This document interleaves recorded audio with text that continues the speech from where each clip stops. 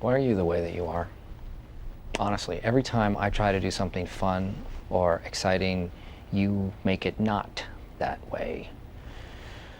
I hate so much about the things that you choose to be.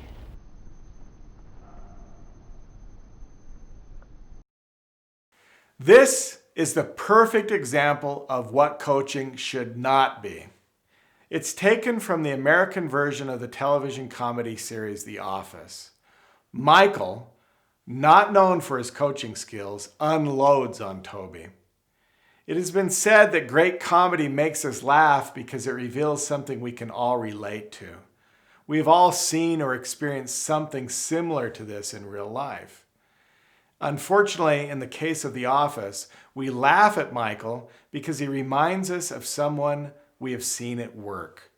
May have seen bosses act like him, we may have had bosses like him, or, heaven forbid, we have behaved like him ourselves.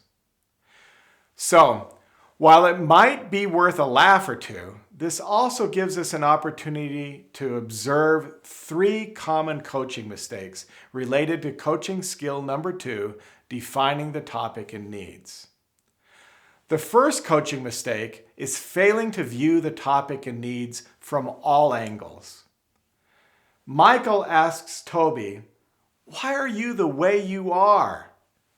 Honestly, at one time or another, we have all caught ourselves asking this same question of others. Probably not out loud, though. And what we are really asking is, why doesn't everyone see this topic the exact same way I do? This reminds me of when I was young and my mom would sarcastically say, "I'm right, the world is all wrong." Defining the topic is not just about seeing the problem and the solution the way you see it as a coach. Defining the topic and needs is about coming to a clear understanding, not only of how the coach sees it, but how the coachee sees it as well. The truth is usually somewhere in between, or a combination of all views. Again, this can be illustrated by a memory from my childhood. I was very interested in space exploration, and early one morning I waited anxiously in front of the television to see the very first color pictures beamed back from the surface of Mars from the NASA Viking Mars lander.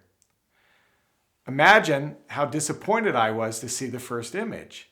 It was just a long, narrow strip the length of the screen. All I could see were some various shades of red. There were no details at all. And the reason being was that the camera was mounted on a pivot that rotated 1 degree at a time, taking a long, narrow picture with each rotation. Eventually, the screen filled up with various long, narrow images that gradually built into a very robust and glorious image from the face of another world. A coach's perspective is like that first image or two transmitted to Earth from Mars. It's only one perspective.